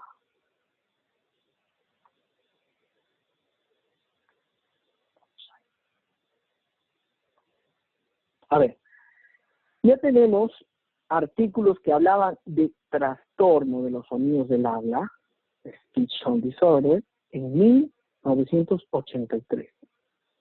O sea, ya en esa época ya se estaba cuestionando el término dislalia muchísimo antes todavía, ¿no? El término dislalia lo adoptamos mucho de Europa, ¿no? Y en la literatura inglesa ya estaba abolido hace muchos años, en los años 70 nomás ya abolieron ese término, ¿no? Incluso antes. Entonces ya habían autores que hablaban de speech sound disorder, pues, pero no es hasta el año 2000 en adelante que se comienzan a publicar muchos artículos. Y una de las primeras es Lewin, ¿no? Lewin y Schreiber son los primeros a proponer las nuevas clasificaciones y la nueva terminología, ¿no? Entonces, después ya se publica en 2012, nuevamente Lewin, después viene Schreiber, y después ya un montón, hasta que en 2007 la ASHA lo adopta como terminología, en 2007. En 2014 creo que sale el DSM-5 y lo adopta, el DSM-5 en inglés, ¿no? Speech Sound Disorder. Ahora, no sé quién habrá hecho la traducción al español del DSM-5, que de nuevo lo ha hecho la traducción como trastorno fonológico. No sé, ese es un error grave, ¿no? Porque tanto se han matado los autores en inglés de explicar que no es solo fonología lo que está implícito, sino también hay programas fonéticos, ¿ok? Entonces, por eso que se considera speech sound disorder, ¿ok?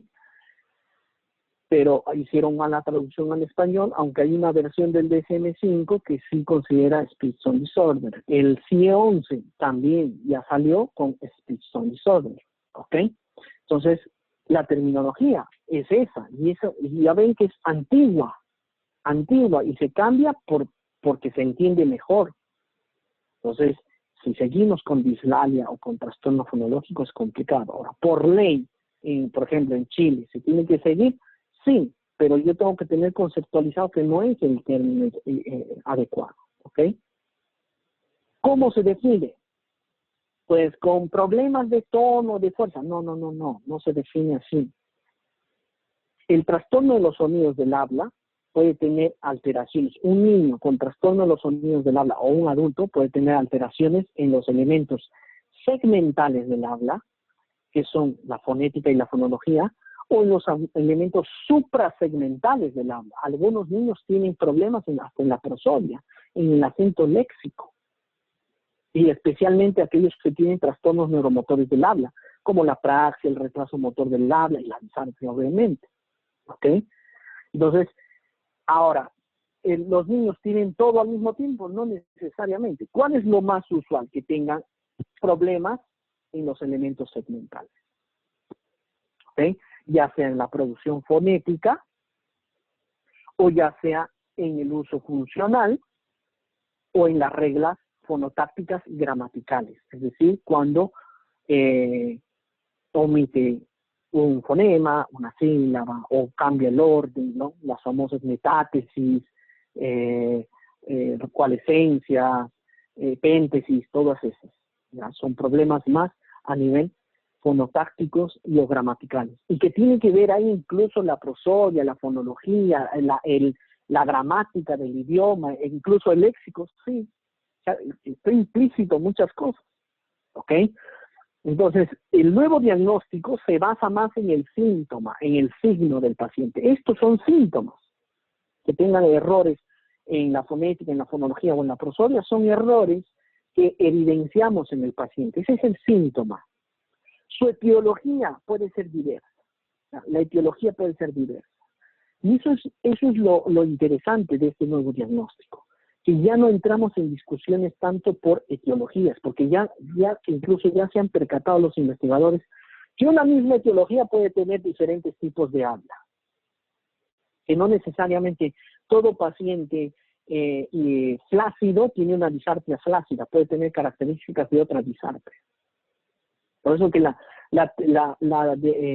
clasificación de Darley y Aronson y Brown, que se dio en el año 69 y 70, de aquí a poco va a ser tal vez abolida o se va a seguir utilizando, pero ya no en base al tono ni a la lesión, sino en base a lo que el paciente habla, en base a sus errores en el habla. Porque ya se han visto pacientes con la misma lesión neurológica, con la misma característica muscular de hipotonía o hipertonía, pero con habla diferente, con errores diferentes. Entonces, si queremos evaluar el habla y tratar el habla, los autores dicen que tenemos que focalizarnos en tareas de habla. Lo mínimo que se puede evaluar son tareas de cuasi habla. Y ustedes ya saben que son tareas de cuasi habla, ¿cierto? Pero siempre encontramos afirmaciones como tales. ¿Cuáles son las afirmaciones frecuentes que se hacen? En las redes mucho, ¿no? Succionar es esencial para el habla. El soplo estimula el habla. Es necesario para soplar para producir fricativas o para mejorar el cierre del mecanismo velofaríngeo, ¿no? En post-fisuras labiopalatinas, post-cirugía. Necesitamos mucha capacidad respiratoria para hablar, por eso que hay que hacerlo soplar a los niños, ¿no? Es necesario masticar para hablar bien porque estimula los músculos orofaciales. Es necesario músculos fortificados, fuertes para hablar bien. Los que tienen músculos fuertes hablan bien, ¿no? Las praxias mejoran la amplitud y la velocidad y la fuerza del habla, ¿no? Esas son afirmaciones muy comunes, ¿no? Encontramos de estas muchísimo, ¿ok? En pacientes neurológicos sí se debe utilizar esto, ¿no? Para evaluar y tratar, porque ellos sí están afectados a nivel del tono y la fuerza, ¿sí? Es muy característico esto, ¿ok? ¿Sirve? No, no sirve, ¿ya? Nada de esto es verdad. Hoy en día, nada de esto se ha corroborado como verdadero. Es más, se ha corroborado que no es verdad. Nada de lo que he mencionado. ¿Y dónde podemos encontrar la evidencia? Desde 2001 se publicó el primer artículo de revisión sobre el entrenamiento oral motor y el tratamiento en apraxias, por ejemplo. En ese artículo se llega a la conclusión de que pues, el entrenamiento motor no mejoraba la articulación o el habla de niños apráxicos. En 2002 se publica otra revisión sobre el tratamiento fonológico y articulatorio, que sería fonético, y su correlación con los ejercicios motores orales. Tampoco encontraron evidencia. En 2002 se publicó otro artículo, ¿no? Ahora direccionado a las disartrias, porque en las disartrias se hacían mucho estos ejercicios. Tampoco encontró evidencia contundente de que hacerle praxias, masajes, soplar, etcétera, a estos pacientes neurológicamente afectados contribuye. Tampoco ayuda. En 2006 y así, 2008, 2009, 2011, incluso en 2009 se publica una revisión sistemática en NASH. En 2010, acá no está, y Rousselot publica un artículo sumamente interesante, no lo he colocado acá, donde compara las terapias tradicionales con terapias de motores orales, ¿no? Non-speech, que le dicen en inglés. Y así, 2011, en 2015 se publica una revisión sistemática en Cochrane. Cochrane es uno de los estándares más altos en evidencia. Es decir, para publicar un artículo en esa revista, tienes que seguir una serie de pasos metodológicos para que tu artículo sea aprobado, porque es muy bien elaborado y tiene todos los pasos necesarios para tener una buena evidencia científica. ¿2016 terminó la historia? No, nosotros publicamos 2 artículos, ¿no? O sea, es decir, parte 1 y parte 2. Denle una mirada, revísenlo, léanlo. Por si fuera poco, se siguió publicando 2019 otro artículo que salió en esta revista y que también concluye que no contribuyen las praxias, ¿no? Por si fuera poco, acaba de salir un artículo nuevo de Rousselot, que les he mencionado ese autor atrás. Acá, él publicó estos 2 en 2008, el A y B, y publicó en 2010 uno buenísimo que no está acá, y acaba de publicar uno nuevo, justamente sobre fisuras. ¿Ayuda en pacientes fisurados las praxias, el soplo, etcétera? No. Artículo de 2020. Entonces yo tengo que estar procurando eso. Es más, podría haber sido que todos estos artículos anteriores hablaban que no praxias, no praxias, no praxias. Imagínense, sale un artículo en 2019 y 2020 que sí dicen que han encontrado cierta correlación.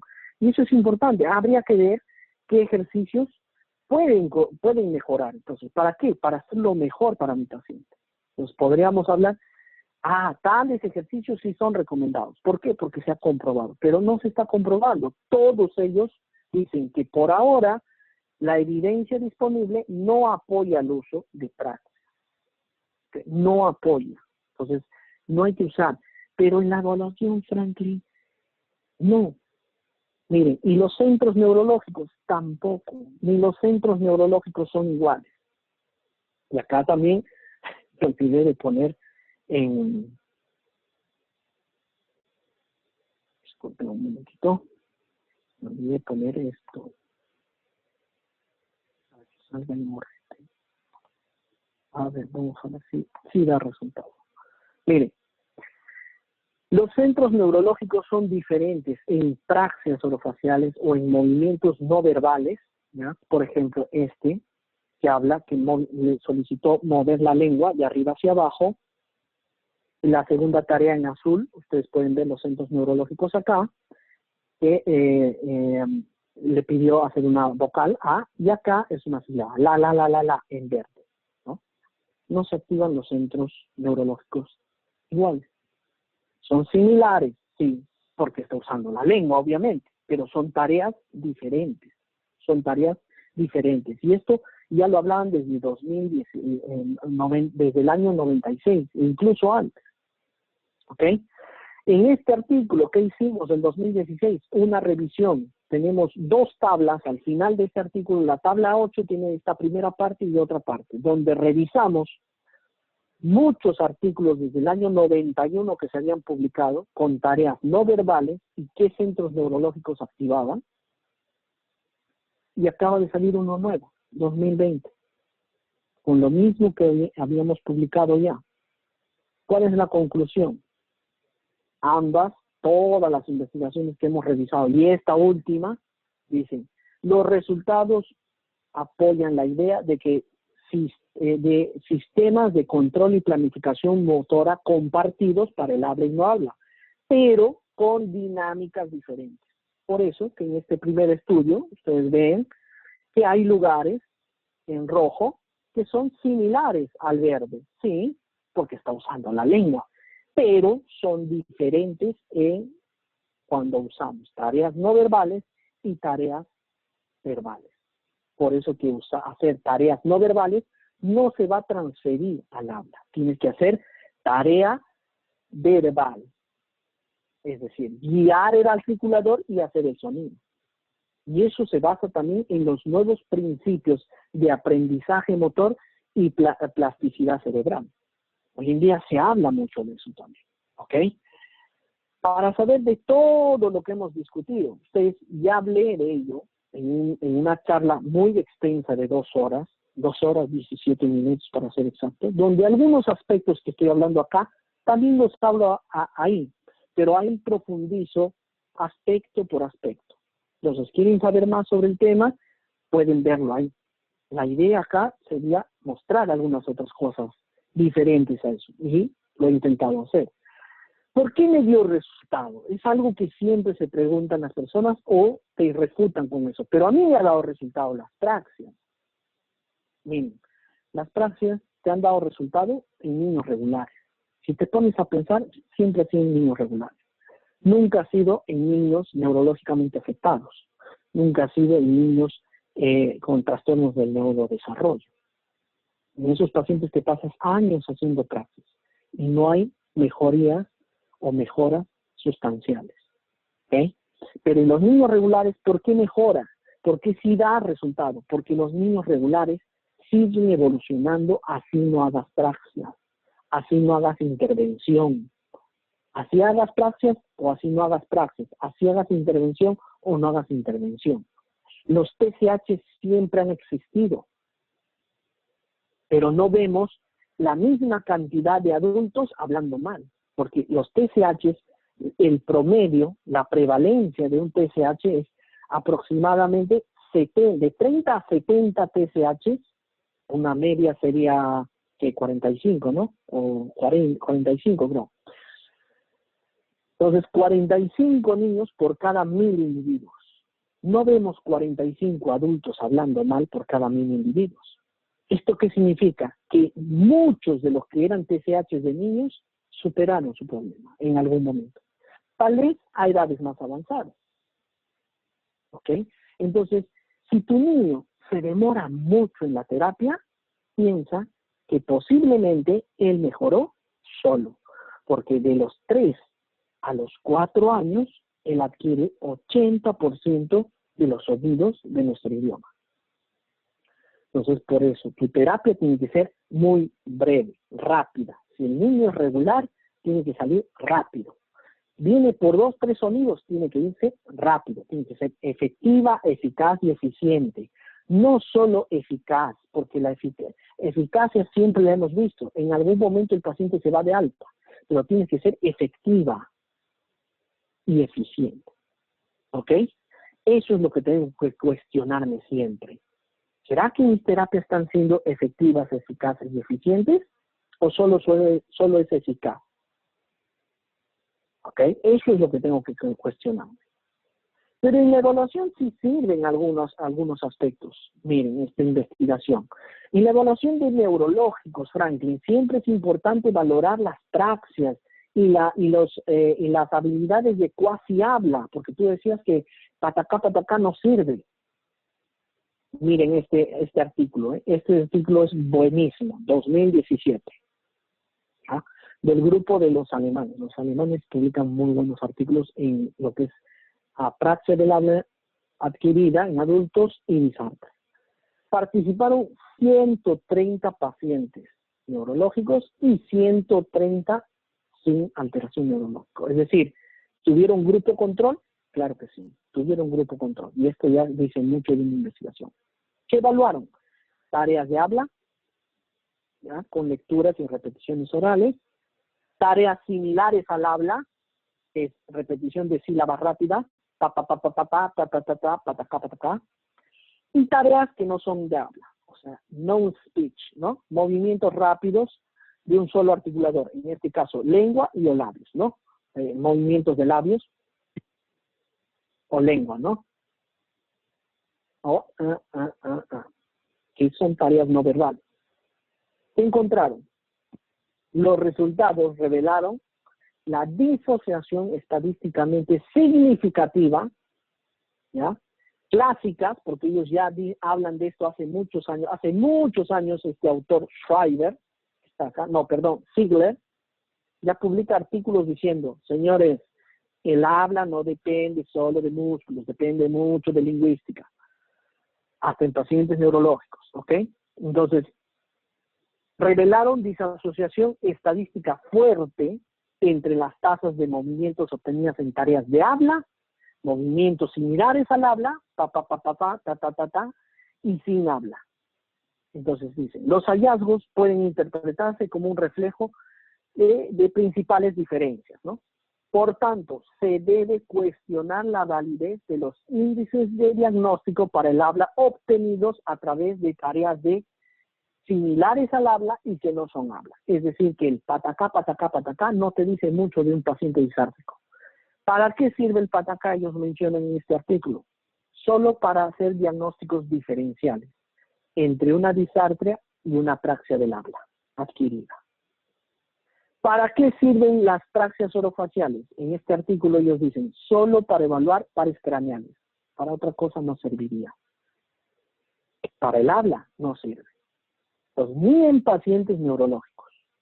Y por si fuera poco, en 2017 también publicaron otro en adultos con parálisis cerebral, infantil, con parálisis cerebral, y concluyeron lo mismo. Ya fue menor el N, ¿no? El número de individuos examinados fue menor, pero también llegaron a la misma conclusión. Las tareas de cuasi habla, solo para diagnóstico diferencial y no para terapia, y las tareas de no habla, los movimientos orofaciales no verbales, no sirven ni para evaluar, y mucho menos para tratar. ¿Ok? ¿Qué programas tienen evidencia? Para concluir, ¿no? Porque eso tal vez ustedes estaban esperando, ¿no? Pero ¿qué sí tiene evidencia? Miren, en este artículo también hago una tablita, la tabla 6 de ese artículo. Voy desde el año 98 hasta el 2016. Y en el libro Trastorno, en el libro de Intervención Logopédica de Motricidad Orofacial, no sé si alguien lo tiene, de María Paz Moya, voy hasta el 2019 esa tabla. ¿Ok? Donde he buscado los mejores artículos que hayan investigado sobre evidencia de los tratamientos verbales y cuál es su nivel de evidencia. Miren, desde 2006, por ejemplo, algo que resaltar en esta primera tabla. No voy a mostrar toda la tabla, porque es muy larga, son como 2 páginas, ustedes lo pueden consultar ahí, donde describo el estudio que hicieron, si fue una revisión sistemática, si fue una revisión de literatura, y cuál fue la conclusión, ¿ya? Miren, desde 2006 ya se hablaba de este tratamiento, estimulación integral, que a mí me gusta mucho. Y no sé si alguno de ustedes ha ido a algún curso que he dictado sobre el método Efeso Sanivar, que mi método no tiene evidencia como tal, como método, ¿ya? Pero me baso en evidencia para haber estructurado eso. La prueba que enseño en ese método, la evidencia no es contundente como cualquier otra prueba de evaluación, porque no hay pruebas de evaluación ni en inglés que tengan evidencia tan contundente. Tienen niveles de evidencia moderados a bajos, todas las pruebas de fonética y fonología, incluida la que yo enseño en ese curso y que he publicado. Y todos los tratamientos que enseño son basados en evidencia. Todas las estrategias que enseño son basadas en evidencia. Mi método como tal, como todo, como un método, no tiene evidencia, ¿ok? Pero intento enseñar todo, desde los fundamentos hasta la intervención, todo basado en evidencia, ¿ok? Y por eso digo que este tratamiento a mí me gusta mucho, la estimulación integral, que es, mírame, escucha y repite después de mí. Y muchas veces se le da el apoyo propioceptivo, como dicen acá. Y este método, incluso Stramp lo publicó en los años 90, finales del 90, publica por primera vez ese método, ¿no? Donde estimulan a los niños así, mírame, o sea, contacto visual. Es que son los 3 canales que se usan mucho, ¿no? Si el niño no ha aprendido por el canal auditivo y el implícito sensoriomotor, implícito, ¿no? Pero el auditivo también, que es implícito, el principal, pues se pueden utilizar también el auditivo, el visual y el propioceptivo a veces, no siempre el niño se deja tocar la cara, ¿ok? Entonces, este método usa todos esos canales, visual, auditivo y a veces propioceptivo. Ya en el 2006 ya tenía buenos niveles de evidencia, ¿ok? Entonces, denme una revisada a ello. Pero, ¿qué tenemos de actual? Tenemos actualmente, por ejemplo, para los casos más severos, la apraxia del habla, el retraso motor del habla y la disartre, ¿no? ¿Qué terapias son las más idóneas para esos individuos? El PRONT publicó una investigación randomizada. ¿Qué es randomizada y controlada? ¿No? Que hay grupo control. Y para entrar al grupo de estudio, de investigación, el grupo control es al azar, ¿ya? Sortean al azar. Y los que hacen el tratamiento no saben si ese niño está en el grupo control o no, ¿ok? Por eso que le dicen grupo control. Y es una de las mejores evidencias, según el cuadro que les he mostrado anteriormente. Entonces, el PRONT ha demostrado tener buenos niveles de evidencia, especialmente con aquellos niños que tienen retraso motor del habla. Acá no habla tanto de apraxia, si leen el artículo, ¿ok? Pero acaba de salir otra investigación, 2020 también, donde hacen ¿qué? Una revisión de las revisiones sistemáticas. O sea, esto es fantástico. Ya se han publicado varias revisiones sistemáticas sobre las terapias de apraxia, por ejemplo, y acá ¿qué hacen los autores? Revisan esas revisiones sistemáticas. O sea, es ya top, ¿no? Y las conclusiones de varias revisiones que se han hecho sistemáticas en los últimos años indican que estos 4 acá abajo que muestro son los que tienen mejores niveles de evidencia para cualquier tipo de trastorno de los sonidos del habla. Si sirven para una apraxia, o sea, pues imagínate un paciente regular, ¿no? Serviría muchísimo más. Pero no es lo único, ¿ah? Para esto tienes que saber de rasgos, o sea, tener un marco teórico, no es solo aplicar por aplicar. Por ejemplo, la primera se llama indicación dinámica temporal y táctil, de Stramp también, ¿no? El tratamiento de transición rápida de sílabas, acá está al revés, ¿no? Que se llama REST, que siempre me olvido el nombre, esto en todos los slides, siempre menciono transición rápida de sílabas o algo así menciono. Ese es el tratamiento que tiene muy buena evidencia. Estimulación integral tiene buena evidencia, ya desde 2006 hasta ahora se ha vuelto a recomprobar en esta revisión sistemática que hay buenos niveles de evidencia, y el PRONT, ¿no? Entonces, no tan solo son estos tratamientos, revisen los otros tratamientos que hay acá. Hay tratamientos con pares mínimos, con oposiciones máximas, comparando rasgos distintivos. Está el metafón, que también es un tratamiento con estrategias de conciencia fonológica, que es para niños más grandes. Pero recuerden que conciencia fonológica es diferente a fonología, son cosas diferentes, ¿no? Y ya el core vocabulary también puede contribuir mucho, porque pues lenguaje, mientras más lenguaje tenga, más vocabulario el niño, ya se ha descubierto que mejoran las habilidades fonéticas, fonológicas, etcétera, ¿ok? Entonces, ¿hay instrumentos? Sí, pero de nada te va a servir consultar este instrumento si tú no sabes cómo se adquiere el habla, si no sabes qué es el habla, si no sabes las edades de adquisición de los sonidos del habla, si no sabes del lenguaje, si no sabes cómo se producen los sonidos de tu idioma. O sea, de nada te va a servir. De nada te va a servir saber, mira, este programa es el mejor que hay para terapia, si no sabes ni siquiera diferenciar una apraxia de un retraso motor del habla, hacer un diagnóstico diferencial. O sea, de nada te sirve eso, ¿ok? Entonces, por eso, para llegar a esto, han visto al inicio que tengo que pasar por varias etapas. Y no intentemos saltarnos esas etapas. ¿Ok? Bueno, muchas gracias. Creo que ya he hablado más del tiempo. Espero que les haya gustado. Muchas gracias por la invitación. Feliz de estar compartiendo no mi experiencia, sino la práctica basada en evidencia, donde entra mi experiencia también ahí. Y pues al final hacer todo esto en pro del paciente, y en mi caso pues como profe hacer lo mejor por mis alumnos, darle lo mejor a mis alumnos, y que ellos puedan, pues si son clínicos, transferir a los pacientes lo mejor. ¿Ok? Muchísimas gracias. No sé si hay preguntas, dudas, no sé si alguien va a hablar. Bien, tenemos dos preguntas en el chat que dicen, la primera dice, ¿esta información se encuentra en su libro Trastornos del Habla? No, no todo. Hay muchas cosas que han visto que está en prensa, ¿no? Cada vez que salía el título ahí en prensa, significa que va a ser parte de una próxima publicación, que estamos escribiendo un nuevo libro de trastornos del habla, pero en ese libro de trastornos del habla ya hay mucha información de la que les he pasado acá también. Hay cosas nuevas en el nuevo que va a salir, que no va a salir este año, va a salir el próximo año, y no sé en qué fecha, pero estamos trabajando sin un nuevo libro. Entonces, para el nuevo libro yo te sugeriría que leas este primero. Sería el básico.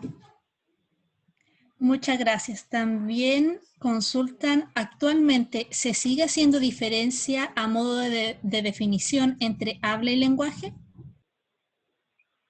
A modo de definición, sí, claro que sí hay una diferencia entre incluso las definiciones y el estudio, ¿no? Sí, se hace la diferencia, pero es importante tener en cuenta que no existe habla si no existe lenguaje, ¿ok?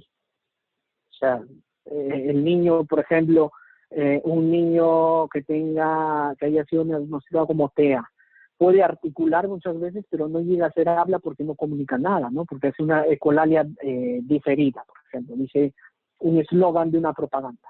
Tú le preguntas, ¿cómo te llamas? Y él te dice, no sé, Metro, precios bajos siempre, ¿no? O te dice Saga Falabella y no sé qué más. ¿Y cuántos años tiene? Y de nuevo te repite la misma. Entonces está articulando, pero no llega a comunicar nada. Y como han visto, para que llegue a hacer habla, necesita hacer palabra como tal, pero además comunicar algo, ¿no? Entonces, si no hay lenguaje, es difícil que se desarrolle bien el habla. Entonces, eso tenemos que tener en cuenta. Sí se define diferente, sí se estudia diferente, pero tenemos que tener en cuenta relacionadas, muy imbricadas.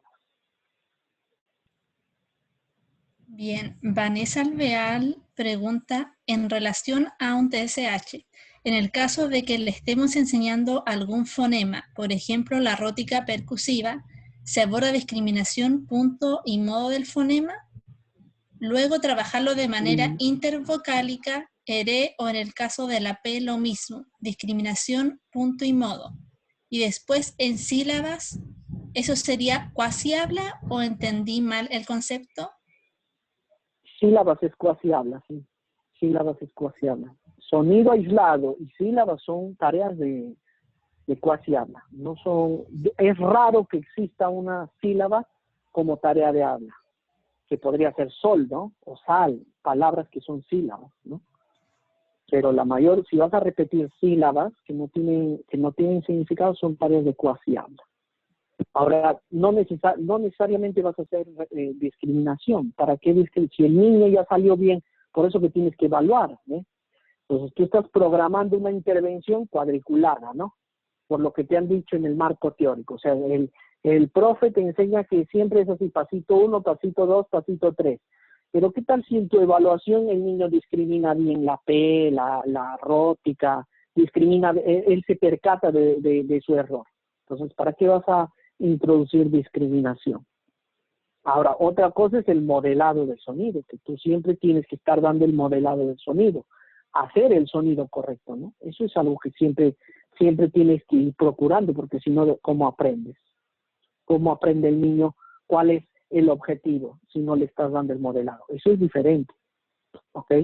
Entonces, no siempre los pasitos son A, B, C, D, ¿ok? Incluso hay una charla también donde hablo de un modelo terapéutico que yo he elaborado para mi curso, que es una escalera, ¿no?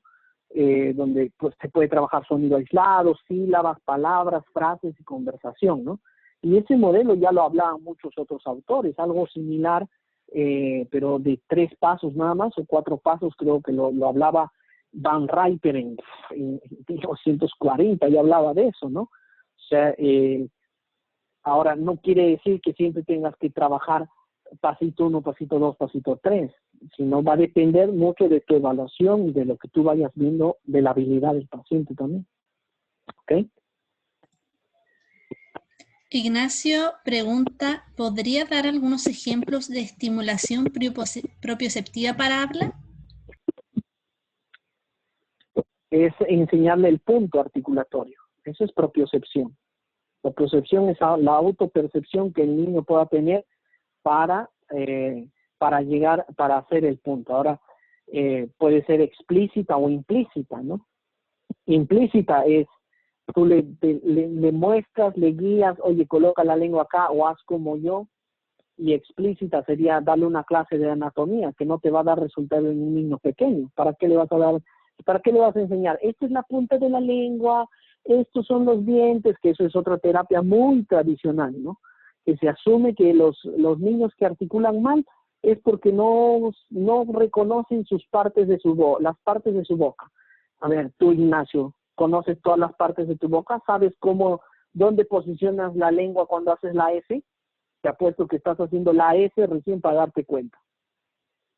Entonces, muchas cosas no son necesariamente propioceptivas. Hay niños que no se dejan tocar la cara.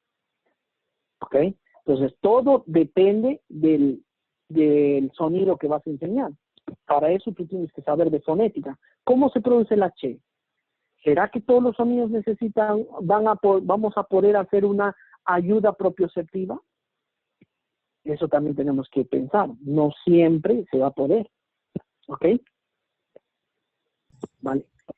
Camila San Martín también pregunta acerca de algún documento que recomiende en relación a los gestos que se utilicen de manera propioceptiva para ayudar en la producción. Mira, puedes buscar de Mark Montfort, que no, propioceptivamente, no hay. El prompt habla alguna cosa sobre ello, que indica ciertos puntos motores o ciertos puntos que tú podrías estimular para ayudar a la producción del sonido, ciertos movimientos. Todo se basa en fonética, ¿no? Tienes que saber los rasgos fonéticos. Entonces puedes buscar algo en el prompt. El kinema es algo visual, ¿ya? Es una ayuda visual que puedes también usar. Mark Montfort tiene sus kinemas hace muchísimos años y lo usan, etcétera. Pero tienes que tener criterio para usarlo, porque si usas, por ejemplo, un down, a veces el down está en el centro comercial haciéndose los kinemas, ¿no? Entonces, toda ayuda que des, propioceptiva, visual, auditiva, en algún momento tiene que ser desvanecida.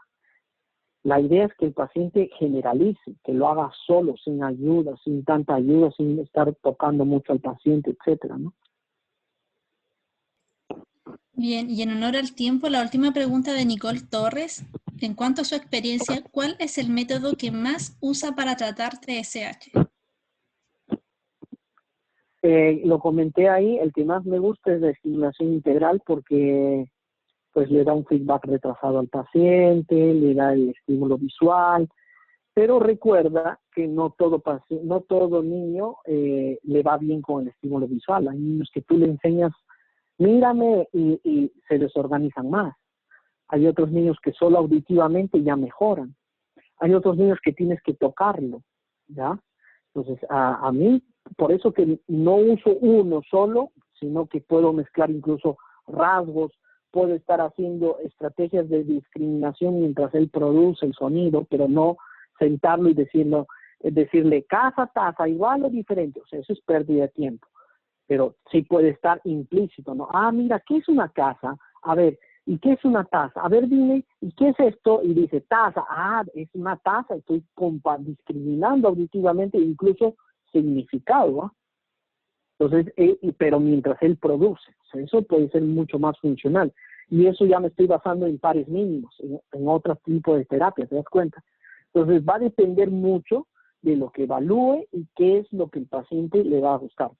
Muchos tratamientos tienen evidencia, algunos más altas, otros menos altas, pero dependiendo del nivel, del grado de severidad y todos otros aspectos que observes en el niño, un tratamiento simple puede ayudar y hay otros que necesitan un tratamiento mucho más elaborado y más tiempo y más paciencia también del terapeuta.